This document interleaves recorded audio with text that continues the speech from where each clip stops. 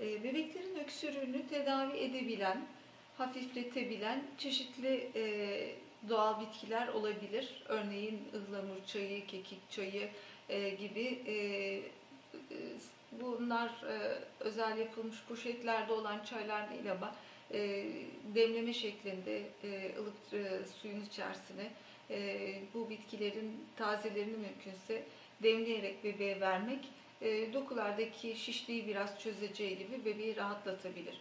Ama bunların hepsi eğer bebekte soğuk algınlığı varsa, hafif bir üst solunum yolu viral enfeksiyonu varsa faydalı olabilir. Onun dışında astım tedavisi yaparken veya bir alt solunum yolu enfeksiyonunun bakteriyel enfeksiyonu var ise bunun tedavisinde bitki çaylarının veya herhangi bir bitkisel tedavinin yeri yoktur. Bunlarla vakit kaybetmek hastalığın ilerlemesine neden olabilir. Çoğu alerjik çocukta bitkisel tedavi düşünülerek çeşitli bitki karışımları aktarlarda hazırlanıp veya kulaktan kulağa komşular arasında, akrabalar arasında geçen formüllerin bebeklere verilmesi ne şahit olmaktayız.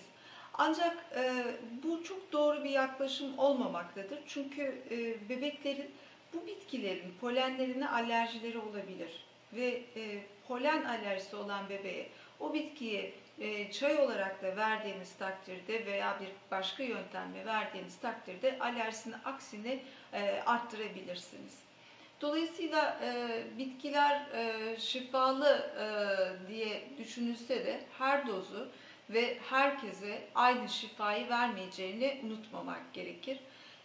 Bitkisel tedavi deyince aslında ilaçlar da bitkilerden yapılmaktadır. Alerji ilaçları, astım için kullandığımız ilaçlar, çeşitli enfeksiyon için kullandığımız ilaçlar da bu gezegen üzerindeki çeşitli bitkiler veya mantar türevlerinden elde edilen formüllerdir. Dolayısıyla zaten bir kullandığınız ilaç bitki içerikli bir formülün arıtılmasıyla ve güvenli dozunun bulunmasıyla size sunulmaktadır. Onun için hekiminizin verdiği tedavileri uygulamanız çok önemlidir. Onun dışında veya onun yerine başka bir bitkisel tedavi uygulamaya çalışırsanız hastalığı derinleştirir, müzminleştirir ve çocuğunuzun sağlığına aslında zarar vermiş olabilirsiniz.